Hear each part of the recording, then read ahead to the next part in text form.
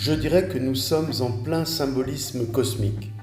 C'est assez extraordinaire de voir que Naël pourrait, en langage des oiseaux, se décliner comme ça. Na, c'est proche en allemand, der Nähe, pour ceux qui font de l'allemand, et El, le ciel.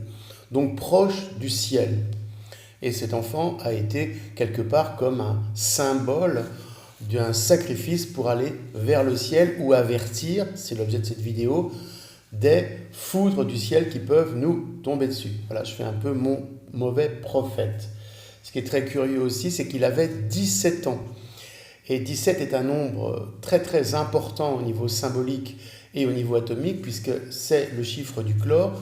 Et on a également beaucoup de 17 dans tout ce qui est ésotérique, satanique, comme par exemple la création en 1717 de la première loge maçonnique.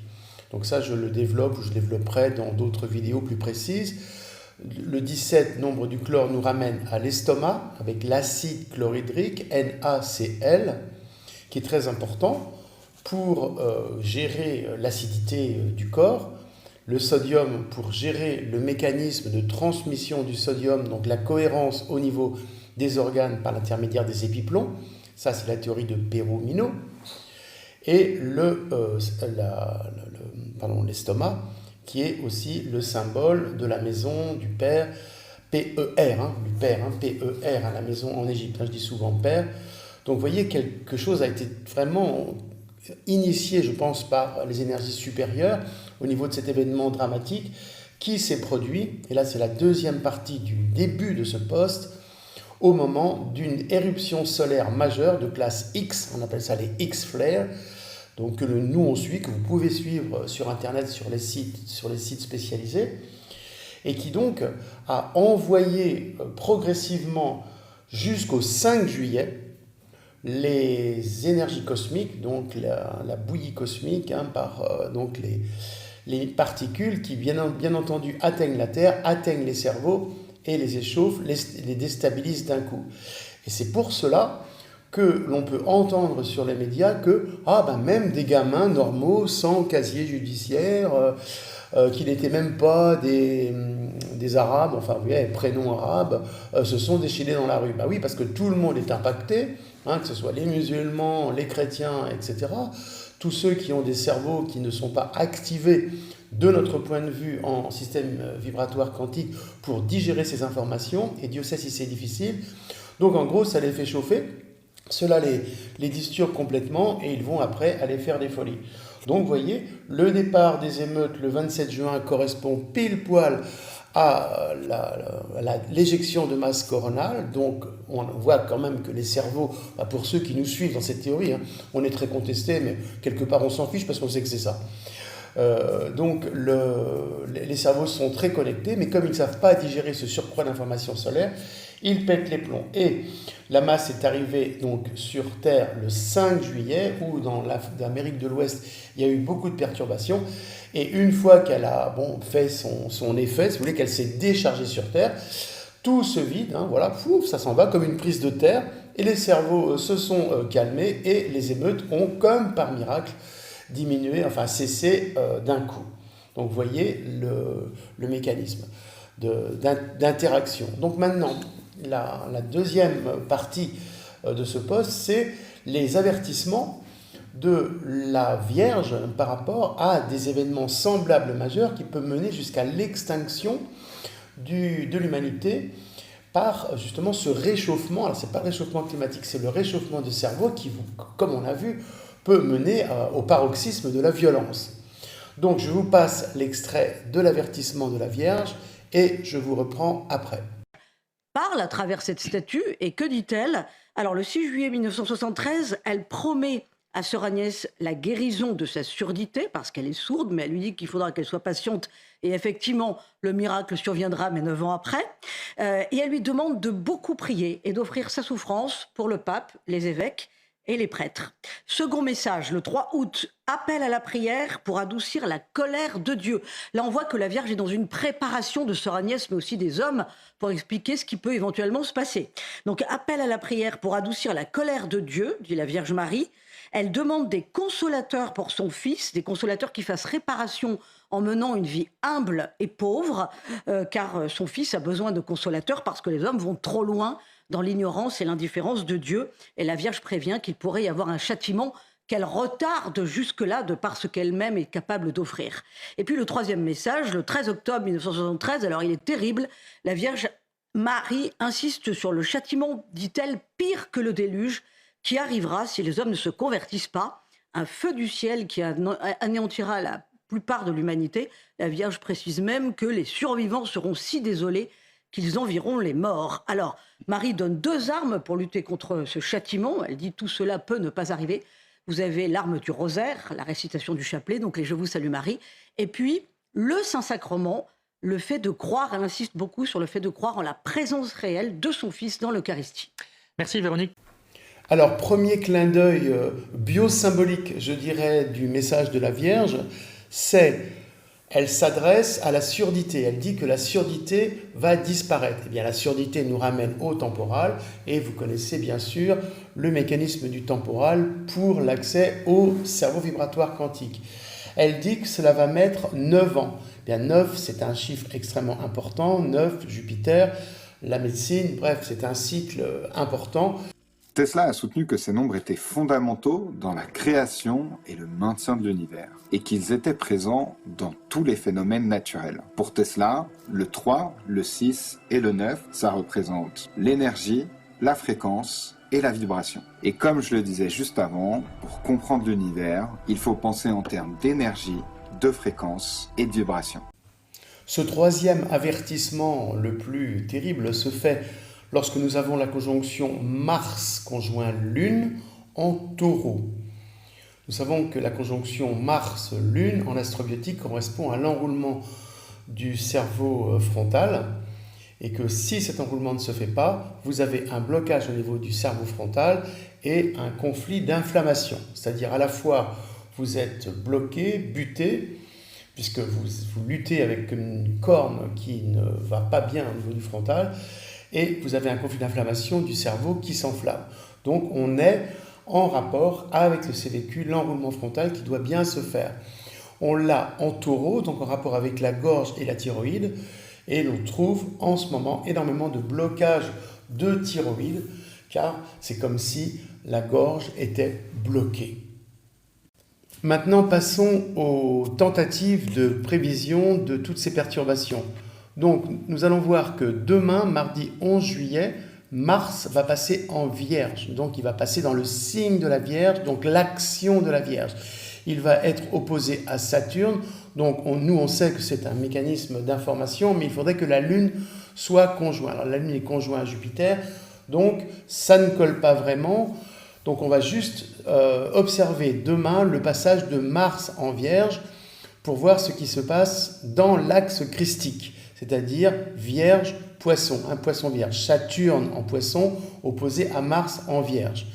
Ensuite, nous devons attendre le 21 juillet pour voir les effets, pour voir ce qui se passe, voir les effets du mécanisme d'information. Et la Lune va être conjointe à Mars, donc opposé à Saturne. Donc le 21 juillet, nous avons tous les éléments pour qu'une nouvelle explosion se passe. Mais il faudrait que cela soit conjoint à une éruption solaire. Donc voilà ce que l'on va observer, ce que vous allez observer pour essayer de comprendre les grands cycles cosmiques qui sont en route. De notre point de vue, activer le CVQ pour éviter d'être grillé, être soustrait à toute cette masse, toute cette folie. Et vediamo, vediamo. Comprenons bien maintenant l'impact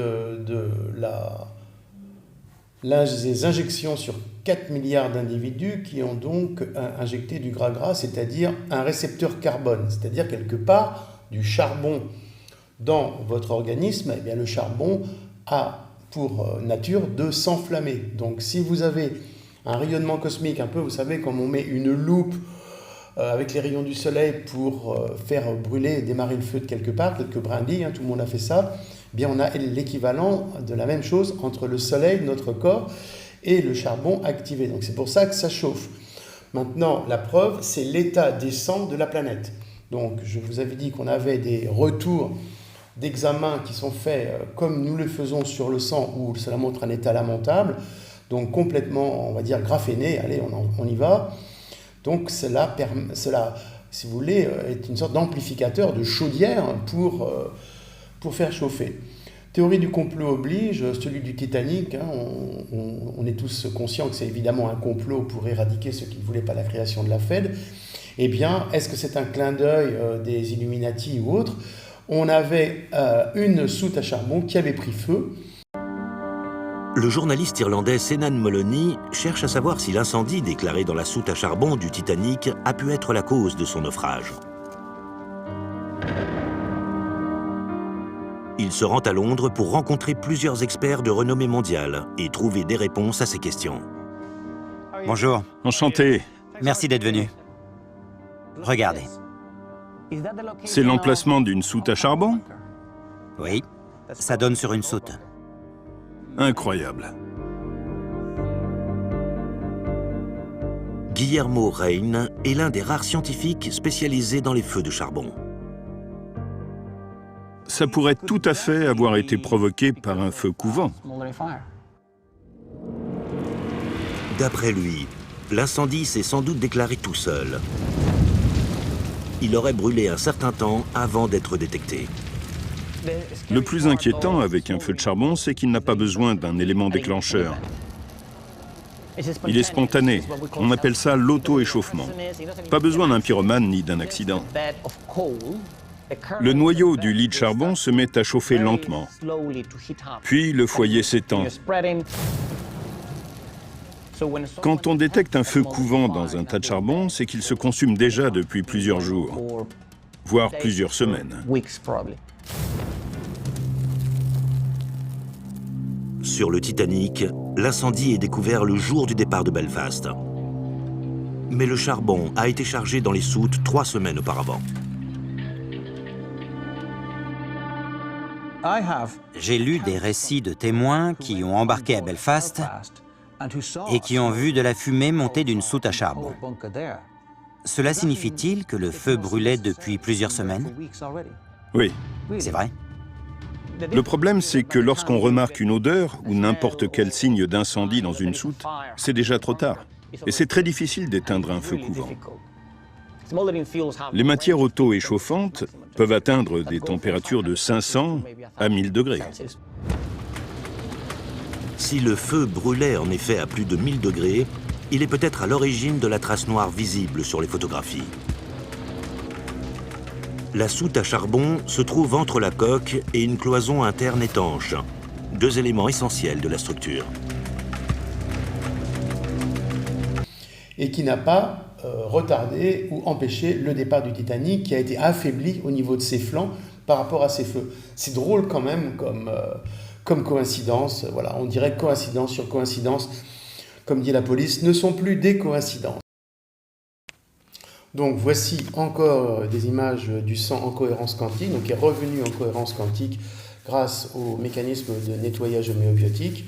Voilà, c'est ce à quoi il faut arriver pour arriver à se prémunir du complot du carbone. Très difficile en ce moment, très difficile. Donc, si vous voulez, la racine réelle du complot satanique, du complot contre Dieu, est de faire passer les fonctionnements de tous les organismes de la planète en fonction carbone au détriment de la fonction silice. La fonction silice nous raccorde à Dieu directement, hein, c'est un des constituants essentiels, élémental du cerveau vibratoire quantique quand nous devons le réactiver. Mais le fonctionnement carbone, donc qui est induit ou activé par les injections massives de graphène, plus d'autres mécanismes, notamment le sucre, eh bien, va complètement mettre la dépendance de tous les organismes de la nature, de la planète, sous striatum, c'est-à-dire sous le désir de remplir, et sous le feu solaire. Donc je crois que je me suis bien expliqué. Donc il faut se défaire de ça, il faut en avoir conscience. Par exemple, ici, au Maroc, 66% des Marocaines, même les Marocains, des Marocaines sont obèses, elles sont en surpoids, c'est vrai. Les choses incroyables, là, ça m'a été révélé il n'y a pas longtemps, elles se piquent toutes, donc des piqûres, avec ce qu'on appelle le Ozempic, alors je crois qu'elles le trouvent ici, enfin j'ai assisté à ça, qui est une sorte d'antidiabétique, bon, un régulateur de la glycémie. Mais c'est artificiel et évidemment les conséquences sur les pancréas sont délétères puisque ça amène à des tumeurs de pancréas. Rappelons que le pancréas et le foie sont sous contrôle des deux temporaux, les deux temporaux étant eux-mêmes malmenés par la circoncision du 8e jour chez les Hébreux qui détruit complètement le CVQ, et plus tardive chez les musulmans qui dérègle au moment de la puberté hormonale à peu près chez les garçons. Alors vous savez que ce mécanisme de blocage de la pulsation se transmet même chez les filles. Les filles ne sont pas évidemment circoncises, mais elles subissent la non-pulsation. Donc à ce moment-là, vous n'êtes pas relié à Dieu, vous avez des dieux de substitution, comme le leur, on va dire. Ce n'est pas un Dieu direct, mais voilà, c'est un fait, c'est un état de fait qu'on ne peut pas contester, c'est comme ça. Et à ce moment-là, le pancréas donc, est perturbé et on mange du sucre, voilà, on se remplit et on ne bouge pas. Ensuite, tout le monde, alors les filles principalement, non, tout le monde, a le portable à l'oreille. Ici, c'est connecté à mort. Donc, on sait que le portable bloque l'os temporal, qui est un récepteur cosmique. Alors, avec les répercussions, je vous ai expliqué sur le pancréas notamment, qui se bloque, le foie se bloque, et tout le monde est diabétique ici, ils sont tous en train de se piquer. Alors, ils sont à la fois diabétiques, et ils se font des piqûres de régulation de glycémie pour maigrir. Vous voyez, on est dans un truc de fou. Et c'est ce qui se passe globalement sur toute la planète, c'est-à-dire la carbonisation de la planète, d'où le symbole du Titanic.